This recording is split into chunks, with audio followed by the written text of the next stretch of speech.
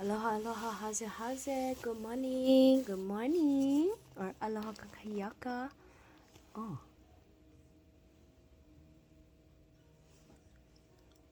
okay. Okay.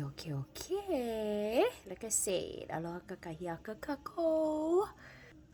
Kalamai, I had something in my teeth. Okay, so this is part two. Part two. I really don't know what to title it, but basically, this is part two to my post about the bishop. Okay, so let's just recap for a quick second. Okay, so basically, the president and his family, and the vice president and his family went to church. And like I said in my other video, I don't know why they went over there. Um, Obviously, they went over there. The president decided to go over there to get some spiritual guidance. Okay. And instead of doing a sermon and preaching the gospel, she decided to take it upon herself to be an activist. Okay? An activist. And she was telling the president, please have mercy on those, the immigrants, the illegal immigrants, and gay and lesbian, the LGBTQ group. Okay, she was asking him to be merciful upon them. She did talk about families, and there's children who are born in the United States, right, by illegal immigrants. Okay, but yeah, honestly, it was the wrong place and the wrong time. Now, I've talked to a lot of people about this, and I've gotten their views on it and all that, including gay people. Okay, people who are gay, not necessarily trans. I didn't talk to any trans, because really, here I don't really know anybody who's trans. Really, I don't. And I'm gonna tell you this: the ones that I asked how they felt about this situation, right, with the president,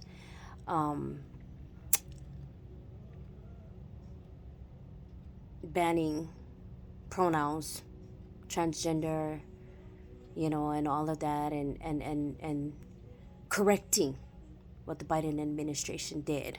Okay, a lot of them,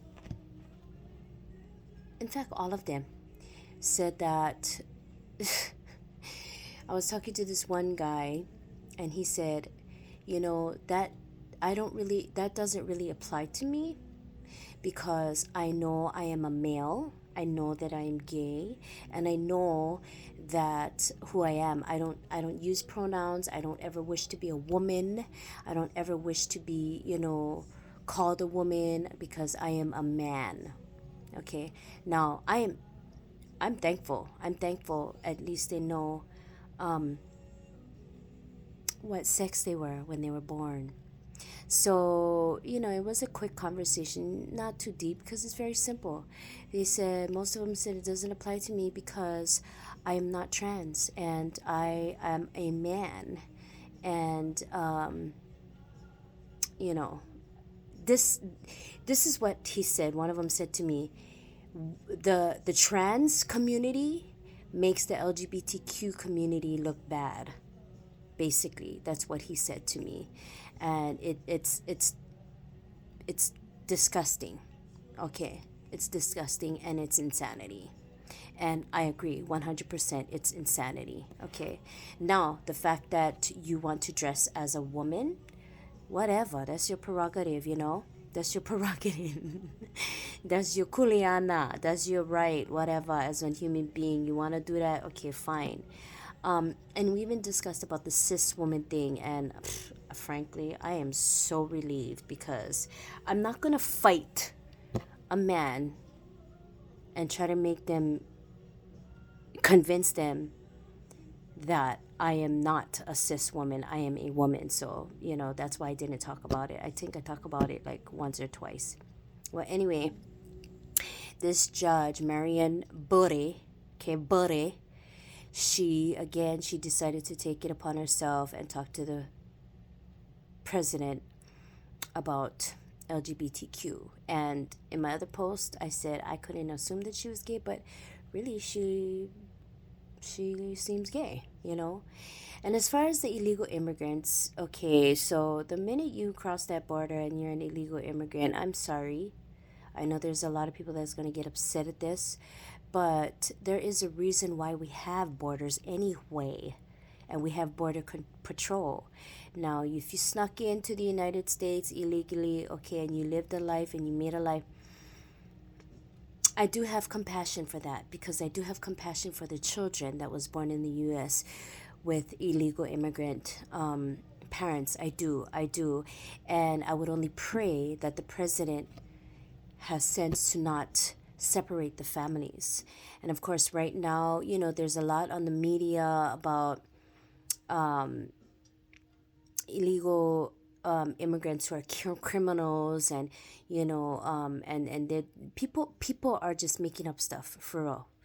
A lot of people are making up stuff. I see a lot of TikToks, a lot of reels and posts and all that kind on my YouTube and Facebook and all of that about, you know, president is doing this and, you know, he's wrong for this and just all kinds of stuff. The thing that I don't understand is how can people say that he's wrong for doing any of this when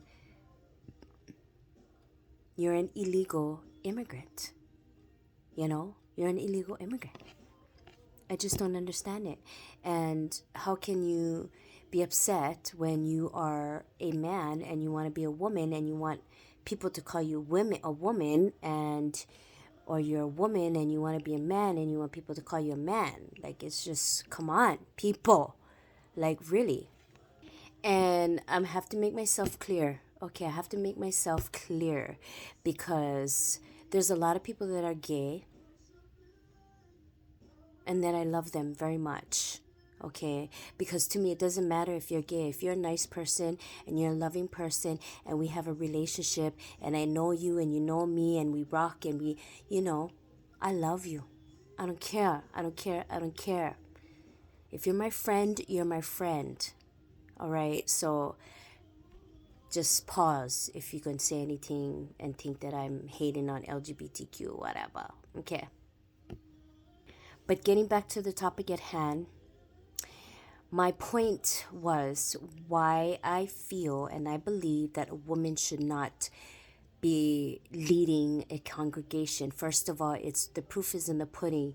She decided to be emotional and to take it upon her step, take that moment, that opportunity. She's an opportunist. She took that opportunity to address the president. Okay, and I said that he went to church because why? He needs spiritual guidance. And people are saying that yes, I watched a podcast, and you know, there's different views. We all can believe what we like believe.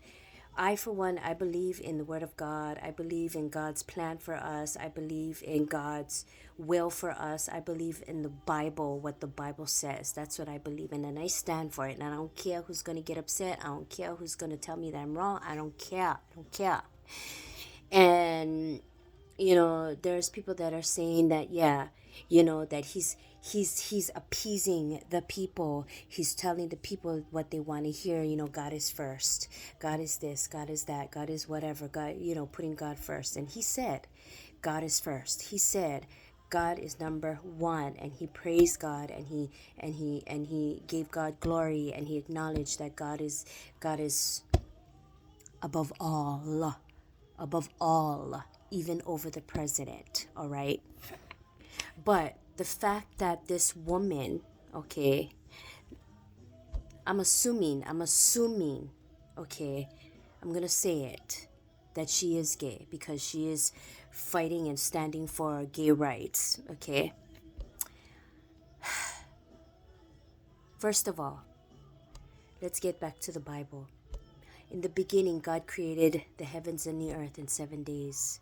He created everything. He created all living creatures. He created the waters, the birds, the trees, the fruits, the plants, all the food that we can eat. Everything that we're consuming right now, that is food. Okay, he created all of that. Herbs, all of that stuff. He created everything. Okay, creepy crawling snakes and lizards and toads and all those slimy looking amphibious animals. He created all that. After he had created all of that, he looked at it and he said, "It is good." He saw that it was good. Then he said, "I will create man in our image, in our likeness." And I did say, because he created us in his image, we have authority.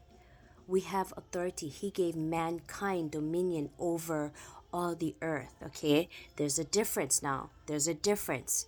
Mankind and man. Man meaning Adam, Cain, Abel, Noah, Moses, all, John. Okay, everybody, all men in the Bible. He created them to have dominion over all the earth. He created Adam before he created Eve. And when he created Eve, after everything was done and he created man and everything, and he saw that it was good, he said that man should not be alone. So let's make him a help meet. And I even said the Hebrew word, Ezra, I can't say it, Kenendo. Okay, I'm just going to say it how I say it because I can't say it, okay? The definition of that means a strong support system, backbone, strength, okay? Strength, assistant, a correspondent, a rescuer. Okay, he created woman to be that for Adam. He took the rib from Adam and created a woman. She is there to complement him. Okay, now mind you, okay, he gave dominion over all the earth to mankind. That's us, his greatest creation. But he didn't say, Eve, you are going to be leading. You are going to lead.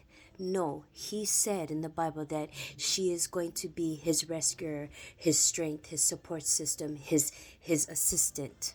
Okay?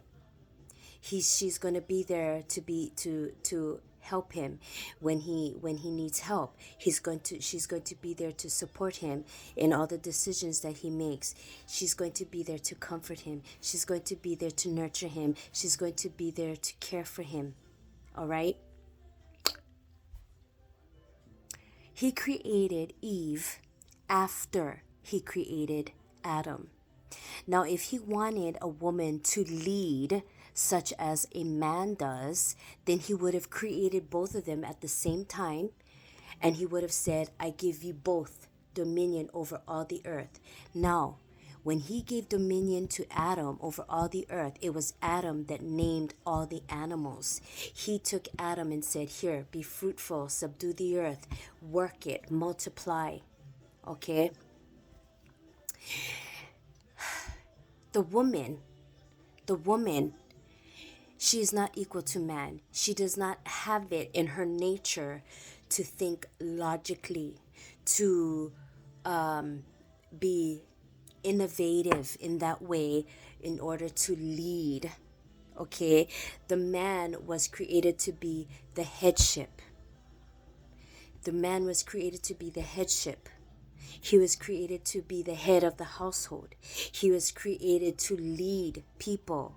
And he said, again, I repeat, I give you, Adam, dominion over all the earth, over every living thing, and that means human beings as well. So, this pastor or bishop, when I think about how she just took it upon herself to showed an activist in her, and instead of instead of doing the sermon and to bring people to God, she singled the president out, and she said that, I hope you have mercy on those who have families and LGBTQ and da da da da da and all that kind of stuff. She was emotional. She was emotional about the situation, and it took her out of the Spirit of God. She did the same thing that Eve did. She basically took the fruit the way Eve did and basically showed out what the tree of knowledge of good and evil does. Now, God laid the law down before he created Eve. He spoke to Adam and he said, you can eat of every tree in the garden. Eat of the tree of life. The tree of life. You know the tree of life? We would live forever on earth in the Garden of Eden and be able to freely speak to God and hear his voice audibly. The way he used to talk to Adam and Eve and to Noah and Moses and all of them, and Abraham. The way he used to talk to them. Like an audible voice we would hear. But because of sin, because of the fall of man, because Eve was emotional, she was manipulated, she was enticed by the goodness of the good looking appearance of the fruit. She allowed the serpent to manipulate her and went against her husband's law, because he said, we shall not eat of the tree of knowledge of good and evil. Those are the only two laws that God requested for us to follow. Eat from the tree of life, but do not eat from the tree of knowledge of good and evil. That's the only two things. But because we sinned, because Eve was manipulated and she was coerced, and she thought of it, she was in her own mind, and she didn't listen to her husband, which was under the obedience of God.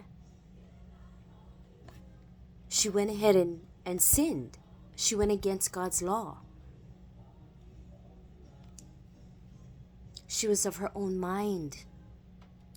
She was of her own mind when she did that. She did not follow the laws. Okay? But because of sin, both Adam and Eve were both held accountable, and they were cast out of the Garden of Eden. And now we have sin. And now we have murder. We have diseases. We have people who are just Sodom and Gomorrah type deal. You know what I mean? Sodom and Gomorrah type deal. Especially living here in Vegas, I see it all. I see it all. So my point is that a woman is not made in the likeness of man to where she can be the headship, where she can be the headship of the household, or where she is appointed to lead. Okay, because she's too emotional. She's too into herself. Now, if you think about it, every month a woman goes through emotional trauma. Her body goes through some traumatic changes.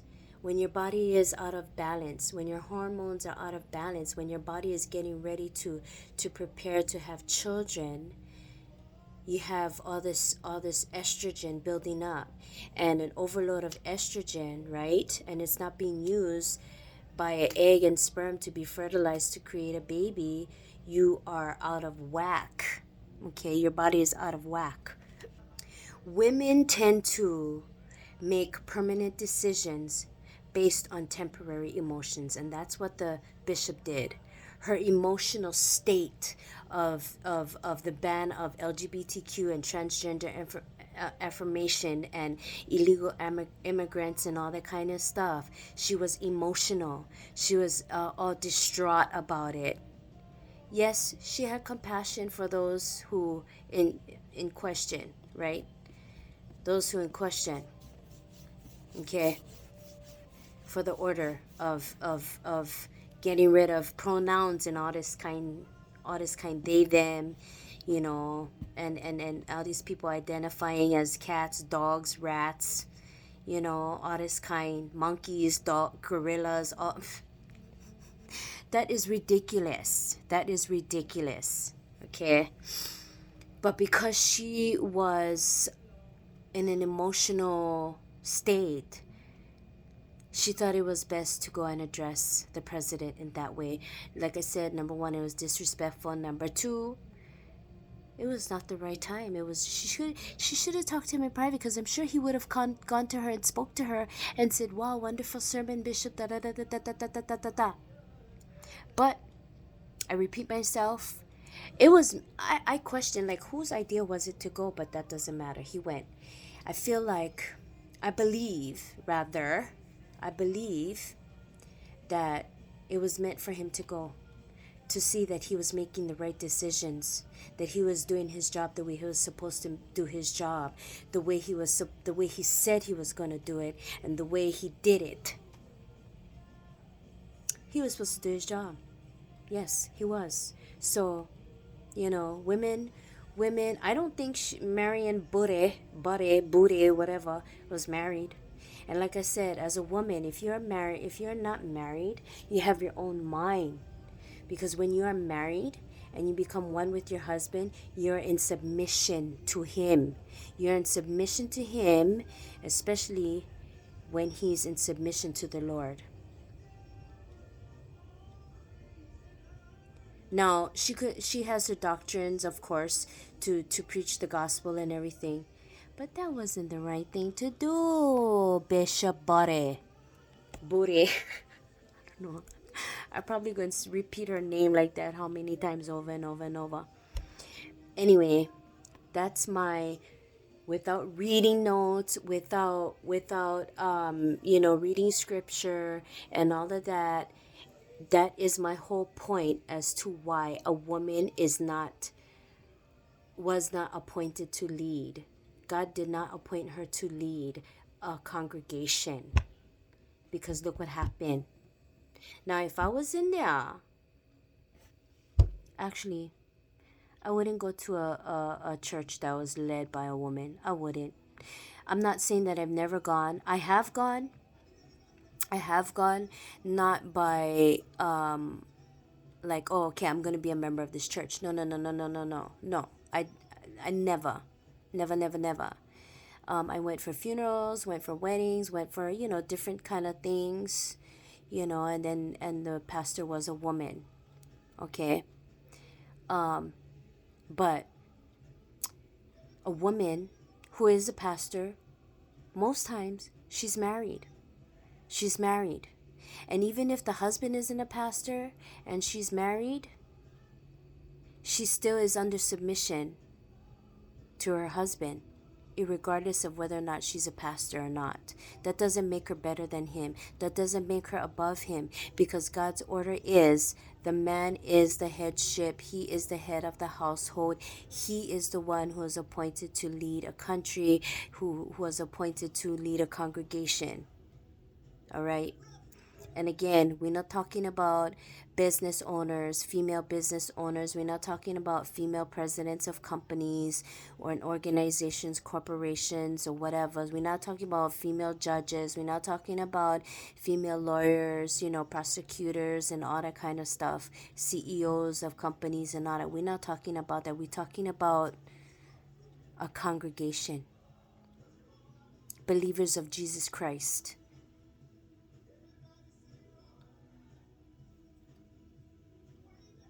So, that's that. Aloha.